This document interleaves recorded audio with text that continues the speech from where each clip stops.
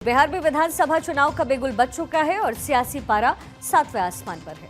जैसे जैसे चुनाव नजदीक आ रहे हैं, नेताओं की बयानबाजी तेज है। कोई जेपी आंदोलन के नाम पर वोट मांग रहा है तो कोई जाति और विकास के मुद्दे पर सियासी चाल चल रहा है।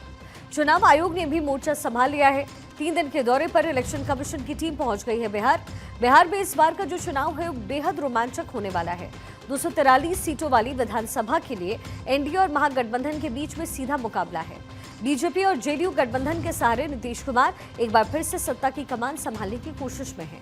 वहीं दूसरी तरफ आरजेडी और कांग्रेस का महागठबंधन तेजस्वी यादव के नेतृत्व में जोर शोर से मैदान में है। लेकिन इस बार बिहार की सियासत में छोटी पार्टियां तस्वीर बदल सकती है। अगला आधा घंटा करेंगे बिहार की सियासत की हर एक खबर का एक्सरे।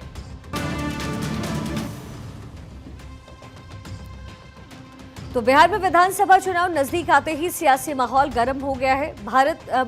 पटना के गांधी मैदान में मुस्लिम संगठनों ने वक्फ बचाओ दस्तूर बचाओ रैली का आयोजन किया, जिसमें न सिर्फ वक्फ संशोधन अधिनियम को लेकर बहस छिड़ी है, बल्कि सियासी दलों के बीच में एक तीखी बयानबाजी भी इस समय फिजाओं में है। इस रैली में विपक्षी नेताओं की मौजूदगी ने बीजेपी को हमला करने का मौका दिया है और बीजेपी के राष्ट्रीय प्रवक्ता सुधांशु त्रिवेदी ने इस मंच का इस्तेमाल विपक्ष पर तीखा प्रहार करने के लिए कर दिया। उन्होंने आरोप लगाया है कि वक्फ बचाओ का नारा लगाने वाले समाजवादी दल जैसे कि राष्ट्रीय जनता दल और समाजवादी पार्टी समाजवाद की आड़ में नमाजवाद को बढ़ावा दे रहे हैं। यह हमला न सिर्फ आरजेडी नेता तेजस्वी यादव पर था, बल्कि समाजवादी पार्टी के अध्यक्ष अखिलेश यादव पर भी निशाना साधा गया। इस सियासी जंग ने बिहार के चुनावी माहौल को और ज्यादा जटिल कर दिया। तेजस्वी ने मन से ऐलान किया है कि अगर महागठबंधन की सरकार बनती है तो ये कानून कूड़ेदान में फेंक दिया जाएगा। ये एनडीए भाजपा की सरकार जाने वाली है। गरीब आवाम की सरकार बनेगी तो इस बिल को, इस कानून को बिहार राज्य जो है कूड़े के दान में फेंकने का काम करेगा। बिहार में किसी भी कीमत पे इस कानून को हम लोग लागू नहीं होने देंगे। इस रैली को विपक्ष ने शक्ति प्रदर्शन के तौर पर इस्तेमाल किया ताकि बिहार के मुस्लिम वोटर्स, जो कि तकरीबन 17% आबादी का हिस्सा है, उनको अपने पाले में किया जा सके। तेजस्वी ने न सिर्फ वक्फ कानून का विरोध किया है, बल्कि मतदाता सूची में बदलाव को लेकर के भी केंद्र सरकार पर हमला बोला। उन्होंने दावा किया कि बीजेपी और चुनाव आयोग मिलकर के गरीबों और अल्पसंख्यकों के वोटिंग अधिकार छीनने की कोशिश कर रहे हैं।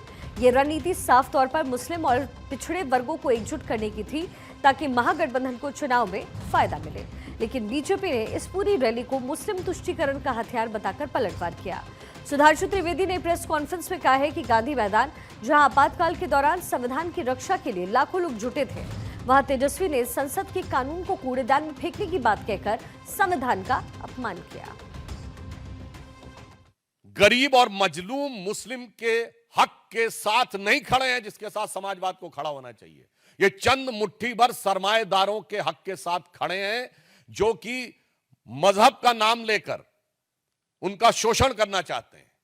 इसलिए राजद और सपा का समाजवाद कतई समाजवाद नहीं कहा जा सकता, जिसे आजकल सोशल मीडिया में इस प्रकार का एक वर्ड यूज होता है कि नमाजवाद कहा जाए तो अतिशयोक्ति न होगी। जहां तक इस्लाम धर्म के, इस्लामी अकीदे के मुकद्दस रवायतों का सवाल है तो बहुत साफ कहना चाहता हूं, कुरान में वक्फ नाम का कोई वर्ड नहीं है। मैं यह पुनः कहना चाहता हूं, जो बात मैं पहले भी कह चुका हूं, यह बाबा साहब के संविधान का मजाक उड़ाकर उसे मौलवी स्क्रिप्ट में बदलना चाहते हैं। यह मैं पूछना चाहता हूं यह समाजवाद का चोला उड़े हुए इन लोगों से कि क्या राम मनोहर लोहिया जी का समाजवाद यही था? क्या जेपी का समाजवाद यह था? या कर्पूरी ठाकुर का समाजवाद यह था? भारत रत्न कर्पूरी ठाकुर जी से लेके जयप्रकाश नारायण और लोहिया जी का समाजवाद के साथ आज हम खड़े हैं, जो हम चाहते हैं हर गरीब और मजलूम को उसका हिस्सा मिलना चाहिए। इसलिए हम साफ कह सकते हैं कि हम समाजवाद के पक्ष में भाजपा और जदयू खड़ा है, और आज के ये राजद और समाजवादी पार्टी जैसे दल नमाजवाद के पक्ष में जाकर खड़े हो गए।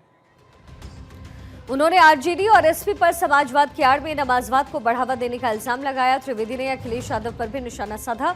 अखिलेश ने हाल ही में इटावा के कथावाचक दिनेंद्र शास्त्री की फीस को लेकर सवाल उठाए, जिसे बीजेपी ने मुस्लिम तुष्टीकरण से जोड़ा। त्रिवेदी ने तंज कसते हुए कहा कि जब मुसलमानों को दान दिया जाता है तो विपक्ष को कोई दिक्कत नहीं होती, लेकिन हिंदू धार्मिक गतिविधियों पर सवाल उठाए जाते हैं। ये बयान बिहार के सियासी माहौल को और गरमाने वाला था, क्योंकि ये हिंदू मुस्लिम ध्रुवीकरण को बढ़ावा दे सकता है। कई कथावाचक हैं जो 50 लाख रुपए लेते हैं। कोई किसी की हैसियत है कि धीरेन्द्र शास्त्री को बुला ले अपने घर कथा के लिए? कोई अंडर टेबल लेगा वो बाबा पैसे? आप पता करवा लीजिए, अंडर टेबल नहीं लेते हैं वो धीरेन्द्र शास्त्री क्या? इनको माइनॉरिटी से भी मतलब नहीं है। इन समाजवादियों को पहले तौलना है सियासत के तराजू पे कि कौन सी माइनॉरिटी। कांग्रेस को तौलना है सियासत के तराजू पे कि कौन सी माइनॉरिटी का वोट बैंक हल्का नजर आ रहा है और किसका भारी नजर आ रहा है। तब मुल्ला मौलवियों के आगे नतमस्तक होके समाजवाद को मुल्ला मौलवियों के आगे नतमस्तक होने वाले नमाजवाद में कन्वर्ट कर देंगे।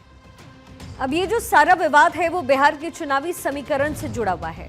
विपक्ष मुस्लिम वोटर्स को साधने के लिए वक्फ कानून को मुद्दा बना रहा है, जबकि बीजेपी इसे तुष्टीकरण का हथकंडा बताकर अपने हिंदू वोट बैंक को मजबूत करने की कोशिश कर रही है। दोनों पक्षों की ये जो रणनीति है वो बिल्कुल क्लियर है, जातीय और धार्मिक समीकरण के जरिए वोटर्स को अपने पक्ष में करना। लेकिन इस सियासी जंग में संविधान और वक्फ जैसे मुद्दे सिर्फ वोट की राजनीति का हिस्सा बनकर रहेंगे। रैली में उमड़ा जन सैलाब और बीजेपी की तीखी प्रतिक्रिया ये साफ दिखाती है कि बिहार का चुनावी रण आसान नहीं होगा। दोनों पक्षों को जनता का भरोसा जीतने के लिए न सिर्फ बयानबाजी बल्कि ठोस मुद्दों पर भी काम करना पड़ेगा। देखिए, वक्फ संशोधन बिल को लेकर के विपक्ष की गोलबंदी ने एनडीए के लिए चुनौती खड़ी की। विपक्ष इसे धार्मिक हस्तक्षेप बता रहा है। जवाब में बीजेपी ने पसमानदा मुस्लिम सम्मेलन बुलाकर समुदाय का समर्थन हासिल करने की कोशिश की, ताकि बिल के पक्ष में जो माहौल है वो बन सके। तो कुल मिलाकर बिहार चुनाव से पहले बिहार की सियासी फिजा में उबाल बढ़ता जा रहा है।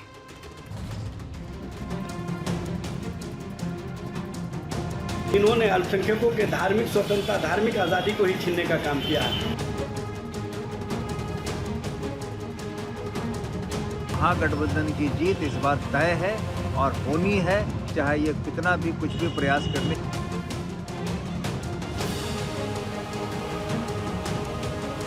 तुष्टीकरण की राजनीति के लिए आरजेडी कांग्रेस जैसे लोग किसी भी हद तक गिर सकते हैं।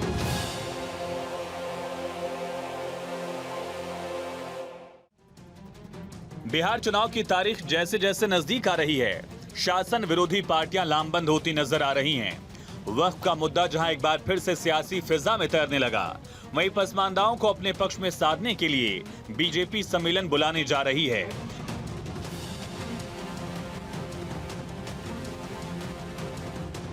लेकिन आरजेडी ने बीजेपी पर बड़ा आरोप लगाया। आरजेडी नेता के मुताबिक भाजपा अल्पसंख्यक विरोध की राजनीति करती रही है। एजाज अहमद कहते हैं कि अल्पसंख्यक विरोध की राजनीति में बीजेपी इतना आगे बढ़ गई है कि धार्मिक स्वतंत्रता और धार्मिक आजादी को ही छीनने का काम कर रही है। राजनीति के आधार पर ही ये एजेंडा तय करते रहे हैं और ये अल्पसंख्यक विरोध की राजनीति में इतने आगे बढ़ गए हैं कि इन्होंने अल्पसंख्यकों के धार्मिक स्वतंत्रता, धार्मिक आज़ादी को ही छीनने का काम किया है। वक्फ कानून बना करके कहीं ना कहीं भारत के संविधान और संवैधानिक व्यवस्था के खिलाफ जाकर के काम किया है। बाबा साहब डॉक्टर भीमराव अम्बेडकर का जो संविधान है उसमें स्पष्ट रूप से सभी धर्मों के लोगों को धार्मिक स्वतंत्रता, धार्मिक आज़ादी के साथ अपने मान्य परंपरा के अनुसार कार्य करने का अधिकार मिला हुआ। लेकिन वक्फ कानून बना करके इन्होंने कहीं ना कहीं अल्पसंख्यक समाज के धार्मिक अधिकारों को कमज़ोर करने का काम किया। इसलिए ये पसमानदा समाज की बात सिर्फ भ्रम फैलाने के लिए कर रहे हैं और भारतीय जनता पार्टी का मतलब ही है भ्रम की राजनीति। भारतीय जनता पार्टी उसी आधार पर अपनी राजनीति टिकाए हुए है। इसलिए भारतीय जनता पार्टी पसमानदा समाज की भलाई की बात न पहले कभी सोची है न आगे कर सकती है।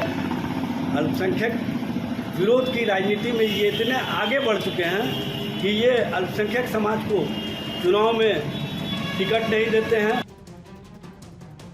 आरजेडी बीजेपी के खिलाफ जहर उगलती नजर आई तो कांग्रेस भला पीछे कैसे रहती। इंडिया गठबंधन की मुख्य सहयोगी कांग्रेस भी बीजेपी पर हमलावर नजर आई। कांग्रेस प्रवक्ता माधव आनंद ने वक्फ बिल को लेकर पटना गांधी मैदान में हुए आयोजन को बेहद सफल बताया। साथ ही कहा, बीजेपी चाहे कोई भी सम्मेलन कर ले, कुछ भी कर ले, सच्चाई यही है कि महागठबंधन की सरकार बनने जा रही है।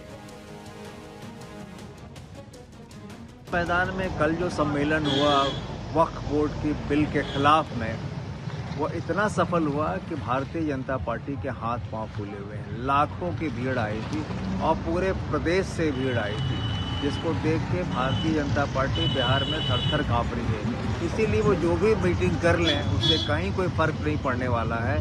सच्चाई ये है कि महागठबंधन की जीत इस बार तय है और होनी है, चाहे ये कितना भी कुछ भी प्रयास करने, किसी को लुभाने का कुछ भी जुमला छोड़ दें। आरजेडी और कांग्रेस बीजेपी पर निशाना साधते नजर आए तो बीजेपी के नेता भी सियासी दांव में कोई कोर कसर छोड़ना नहीं चाहते। भाजपा कहती है कि तुष्टीकरण की राजनीति के लिए अराजक कांग्रेस के लोग किसी भी हद तक गिर सकते हैं, भाषाई मर्यादा को समाप्त कर लेते हैं। इनको नहीं मालूम कि संसद से सुप्रीम कोर्ट से पास हुआ कानून, इसको ये लोग कहते हैं कूड़ेदान में फेंक देंगे। सिर्फ और सिर्फ तुष्टीकरण की राजनीति करना ही बीजेपी विरोधी जानते हैं। यह इनकी सत्ता के लिए लोलुपता को दर्शाता है। एन कैन प्रकारेण संवैधानिक संस्थाओं को बदनाम कर भारत के संविधान की हत्या करने का इतिहास रहा है इनका। इसलिए बिहार की जनता को इनसे सचेत रहना चाहिए। तुष्टीकरण की राजनीति के लिए आरजेडी कांग्रेस जैसे लोग किसी भी हद तक गिर सकते हैं, भाषाई मर्यादा को समाप्त कर लेते हैं। इनको नहीं मालूम कि संसद के द्वारा जो पास किया हुआ कानून है, कोर्ट के द्वारा, सुप्रीम कोर्ट के द्वारा पास किया हुआ कानून है, उसके विषय में इस तरह से बातें करना कि कूड़ेदान में फेंक देंगे, सिर्फ और सिर्फ इनकी तुष्टीकरण की राजनीति को दर्शाता है और सत्ता की लोलुपता को दर्शाता है कि एन केन प्रकार संवैधानिक संस्थाओं को बदनाम कर, उसकी हत्या कर, भारत के संविधान की हत्या करने का तो इतिहास रहा है ना। संविधान के साथ छेड़छाड़ करना, इंडिया अलायंस का, संविधान की हत्या करना। इमरजेंसी के टाइम में उन्होंने क्या किया था? संविधान की एक तरह से हत्या ही कर दी थी उन्होंने। 5 साल के बदले 6 साल पर चुनाव हुआ था, वह भी कोर्ट ने फटकार लगाई तब। तो ये लोग संविधान के हत्यारे हैं, संविधान का कभी सम्मान नहीं कर सकते, हमेशा अपमान करने वाले लोग हैं और बिहार की जनता को इनकी भाषा से सावधान रहने की जरूरत है। वक्फ के नाम पर विपक्ष जहां मुस्लिम वोटर्स को एकजुट करने की कवायद में जुटा है, वहीं भाजपा ने पसमानदा कार्ड खेलकर बिहार में विपक्ष की गोलबंदी की कार्ड ढूंढ निकाली। अब देखना है कि इस बार के विधानसभा चुनाव में लड़ाई क्या रुख अख्तियार करती है। बिहार चुनाव के मद्देनजर मुसलमान वोटर्स को एकजुट करने के लिए सत्ता पक्ष और विपक्ष दोनों रैली कर रहा है। कल बिहार की राजधानी पटना में एक ऐसी ही रैली देखने को मिली जो वक्फ संशोधन बिल को लेकर रैली हुई, जिसमें विपक्ष के तरफ से तेजस्वी यादव हो या फिर कांग्रेस के बड़े चेहरा हो, वो इसमें शामिल हो रहे थे और बड़ी संख्या में मुसलमान कल गांधी मैदान में जुटे, जिसको देखते हुए आज बीजेपी कार्यालय में पासमानदा सम्मेलन का समारोह किया गया। इसमें शामिल होने के लिए बिहार के डिप्टी सीएम और बिहार बीजेपी प्रदेश अध्यक्ष दिलीप जायसवाल शामिल हुए। हालांकि देखिए, इस मुस्लिम वोट बैंक के लिए सत्ता पक्ष और विपक्ष दोनों जो है लगा हुआ है, रैलियां की जा रही हैं और आज जब ये पासमानदा समाज का सम्मेलन बुलाया गया तो आरजेडी ने ये कहा है कि मुस्लिम वोट यानी MY समीकरण पूरा विपक्ष के साथ दिखता है, तो वहीं सत्ता पक्ष का अपना दावा है। हालांकि आने वाले चुनाव में ये देखना होगा कि क्या मुसलमान एनडीए के साथ इंटैक्ट हैं या फिर महागठबंधन के साथ वो जाते दिखते हैं। चुनावी नतीजे क्या होते हैं आने वाले समय में, बिहार में चुनाव है, कई फैसले होने हैं, इसका इंतजार सबको है। अपने सहयोगी सर्वेश कुमार सिंह और मृत्युंजय कुमार के साथ अश्मित सिन्हा, भारत 24 पटना। और आइए अब आंकड़ों के जरिए समझाने की आपको कोशिश करते हैं कि मुस्लिम वोट जिसके लिए पार्टियों में रस्साकशी इस समय बिहार में चल रही है, वो कितने निर्णायक भूमिका में होंगे। बिहार में कुल विधानसभा की सीटें 243 आपको पता होगा। वहीं कुल जो मुस्लिम वोट बैंक की अगर बात करें तो ये 17.7% बिहार में है। इनमें से 47 सीटों पर मुस्लिम वोट का 50% वोट निर्णायक भूमिका में होता है, जबकि बिहार में मुस्लिम आबादी लगभग 17.7% है, जिनमें तकरीबन 73% पसमानदा समुदाय से आते हैं, यानी पूरे राज्य की कुल आबादी में इनकी जो हिस्सेदारी है तकरीबन 10 से 12% के आसपास है। अब इसी आबादी या फिर कहें कि वोट बैंक पर बीजेपी की नजर है। बिहार विधानसभा चुनाव में बीजेपी चाहेगी कि इस 10 से 12% आबादी को किसी तरीके से साधा जाए। दरअसल पसमानदा शब्द फारसी मूल का है, जिसका अर्थ होता है पीछे छूटे हुए जो लोग हैं या समुदाय है वो। ये शब्द भारतीय मुस्लिम समाज के उन वर्गों के लिए इस्तेमाल होता है जो सामाजिक, आर्थिक और राजनीतिक रूप से कमजोर हैं। इनमें वो मुसलमान आते हैं जो ऐतिहासिक रूप से दलित और पिछड़े हिंदू समुदाय से इस्लाम में आए हैं। इनकी स्थिति मुस्लिम समाज में भी निचली मानी जाती है। बीजेपी इसी आबादी को साधने की रणनीति पर तेजी से लोकसभा चुनाव से ही काम कर रही है और ये सिलसिला बिहार के विधानसभा चुनाव तक पहुंचा है।